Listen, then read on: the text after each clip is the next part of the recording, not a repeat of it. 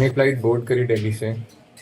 वो वही same air Boeing 787 dream liner था जो कि कल AI-171 में क्रैश हुआ है।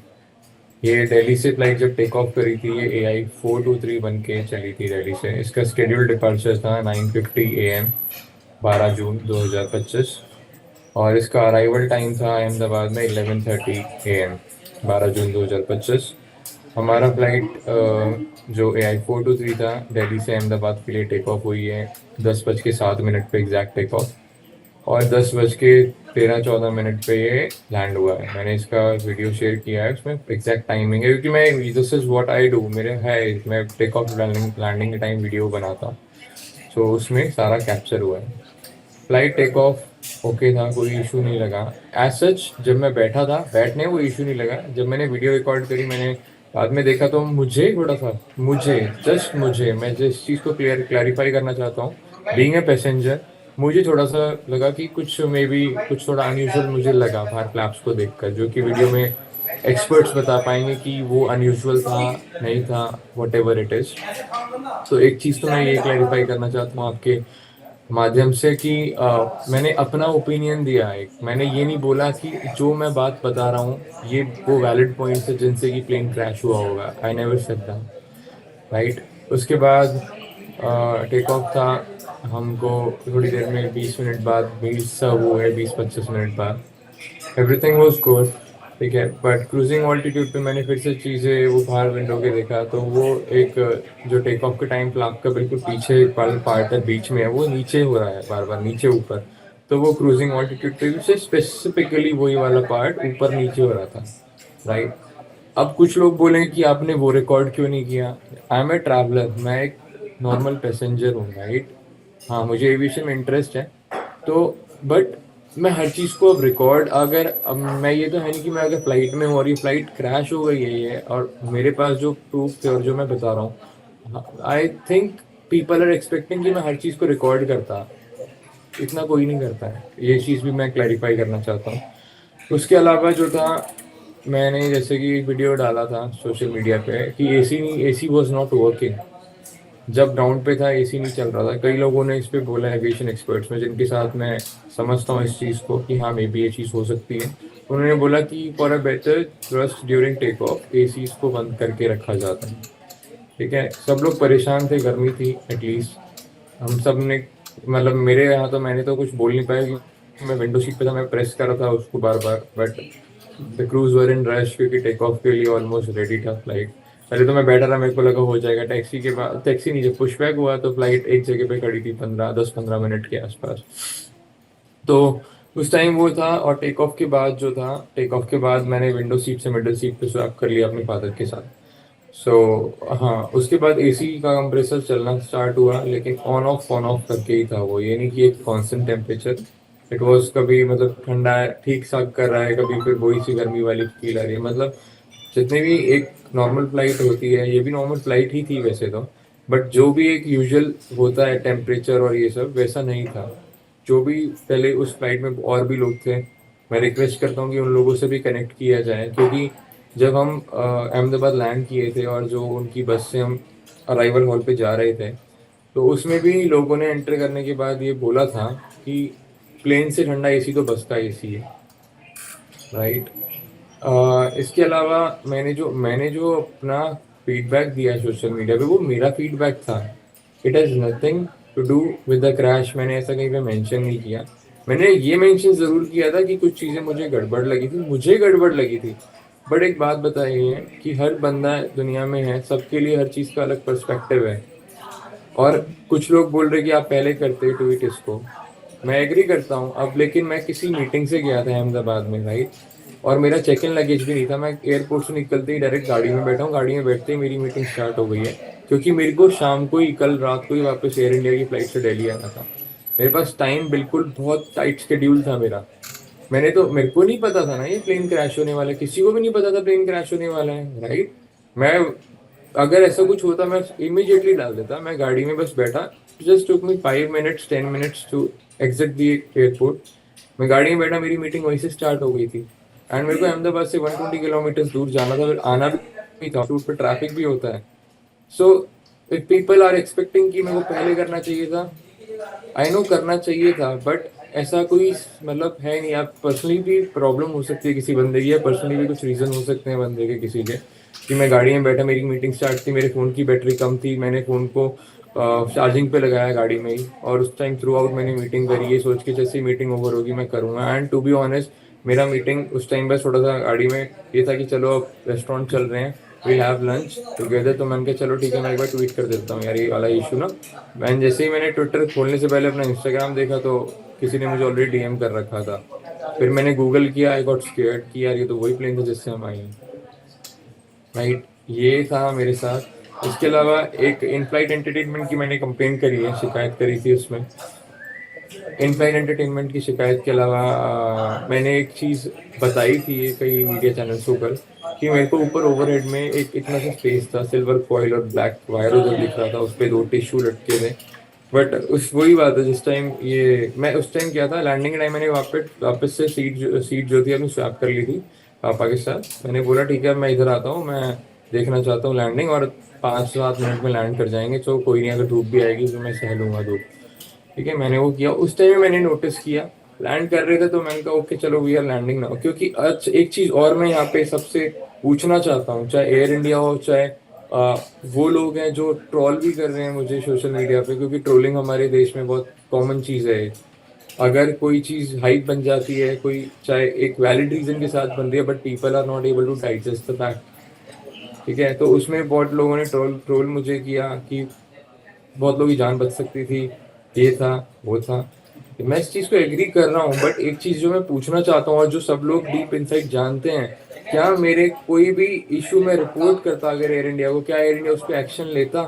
नहीं लेता। इतना सभी को पता है ये चीज, everyone knows that. Air India को एसी के बारे में या किसी के भी बारे में कुछ भी अगर बोला जाता, यस सर, सर नहीं सर, हाँ ठीक है सर, देखते। एयर इंडिया का कोई भी अगर होता, कोई किसी पैसेंजर के बोलने पे कोई मतलब करेगा, क्योंकि सब चीज जब चेक हो चुकी है, आपके इंजीनियर्स ने सब चीज चेक करी, आपके कैप्टन सब चीज चेक करते हैं बिफोर टेक ऑफ, सब चीज चेक अगर हो चुकी है, तो एक आम आदमी जो बैठा है, क्या उसकी बात कभी सुनी जाएगी जहाज में आज तक? क्या कभी सुनी गई है किसी की बातें?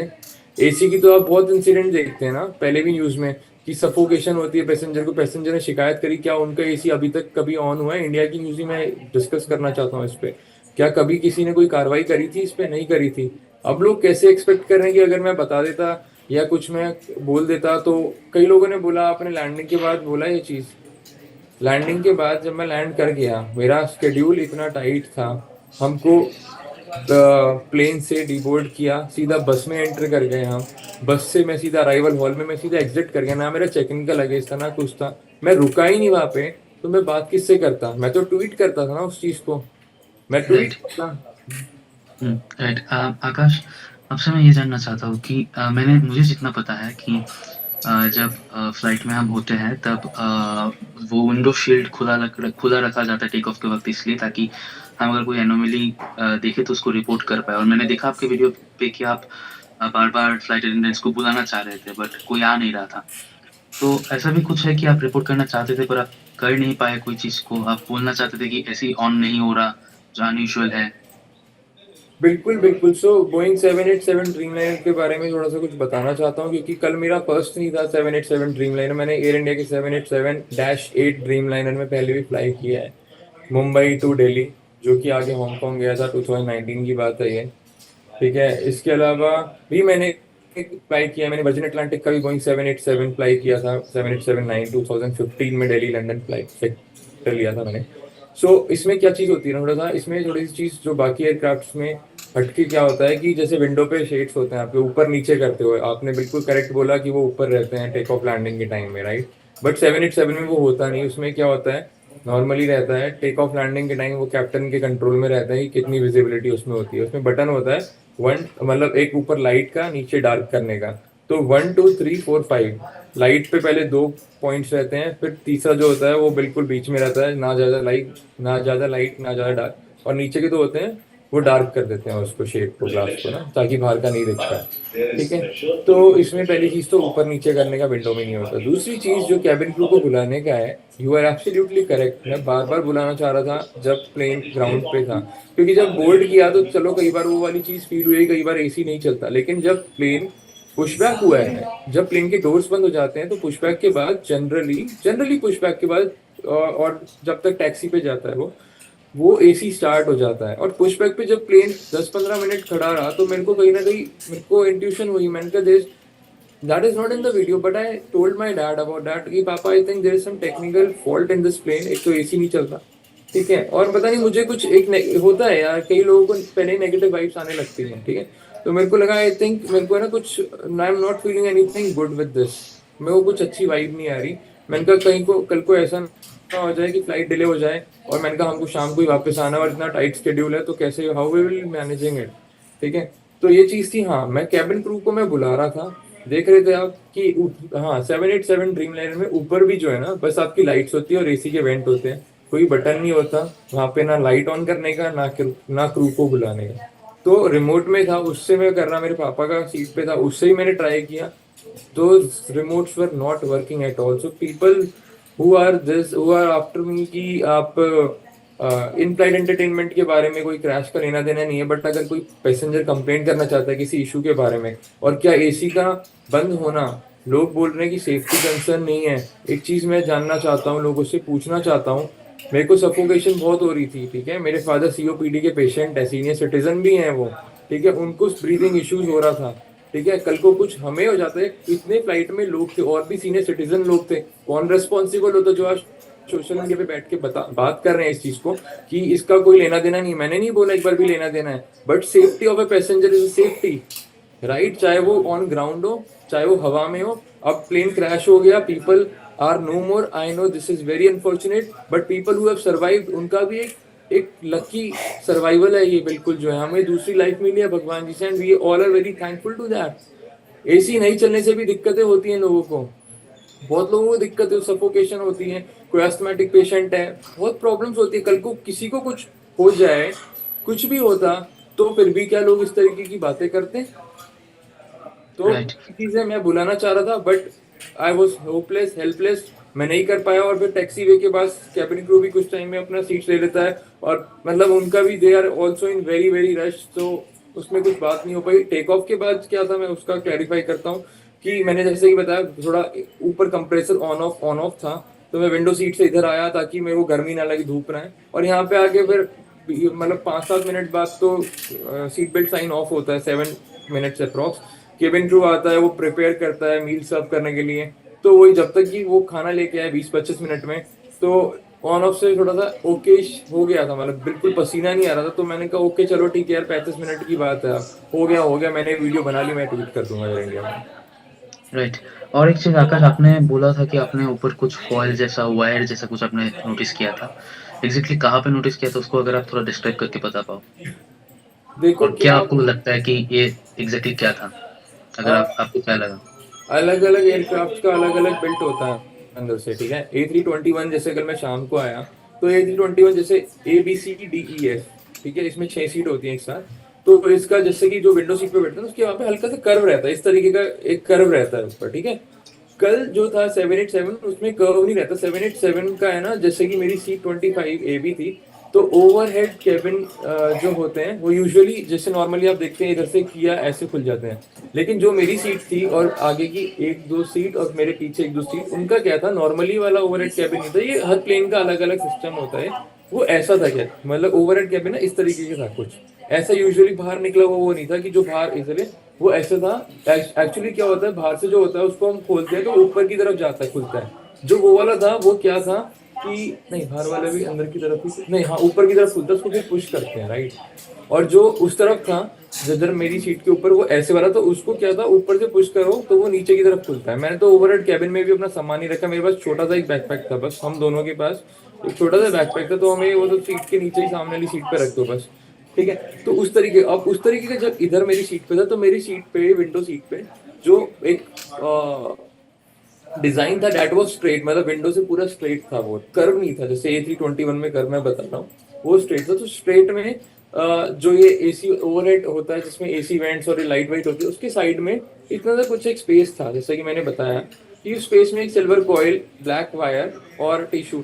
तो सिल्वर कॉइल, ब्लैक वायर तो very, these are very common things, क्योंकि एक कोई भी जहाज मैन्युफैक्चर होता है, ठीक है, तो जहाज में बहुत सारे मैकेनिज्म, बहुत सारी चीजें होती हैं, ठीक है, वायरिंग भी बहुत सारी होती है। तो वो एक वायरिंग थी, तो मुझे, क्योंकि मैंने फिर बोला कि मैं एक्सपर्ट नहीं हूँ, कल को मैं उस चीज़ की वीडियो बना के और मैं वो उसका भी एविडेंस डालता, चाहे वो हेल्पफुल होता नहीं होता, बट मेरे लिए अगर वो चीज़ न्यू थी, बट बहुत सारे लोग फिर से मुझ पे पॉइंट आउट करते हैं कि this is normal, this is this. So I am again saying I am not an expert, मुझे जो लगा बस मैंने उस चीज़ को बता रहा हूँ अपने माध्यम से, आप लोगों के माध्यम से, कि मेरे को वो चीज़ थोड़ी सी, मतलब मैंने फर्स्ट टाइम वो चीज़ नोटिस करी, या तो मैंने फर्स्ट टाइम चीज़ नोटिस करी, या वो यूजुअली होता है, बट उस पे टिश्यू पेपर थे, तो मैं टिश्यू पेपर नॉर्मल जो होते हैं, तो मैंने कहा यार लोग है ना, कुछ होते हैं कि जबरदस्ती कुछ को उनको करना होता है, टिश्यू पेपर किसी ने लटका दिया होगा बस। तो वो एक ऐसी चीज होती है ना, देखो जब तक कुछ मेजर चीज नहीं होती, हमें चाहे चीज कुछ कैसी भी हो ना, हमें लगता है चल ओके, मे बी होता होगा, मे बी नहीं होता होगा, ठीक है। तो कई सारी चीज नोटिस में नहीं आती, और नोटिस में भी अगर आती है तो उनको रिकॉर्ड नहीं कर सकते, या आप किसी को शेयर नहीं कर सकते, या कर सकते हैं, अलग अलग डिपेंड करता है person to person and situation to situation, वो सारी चीजें।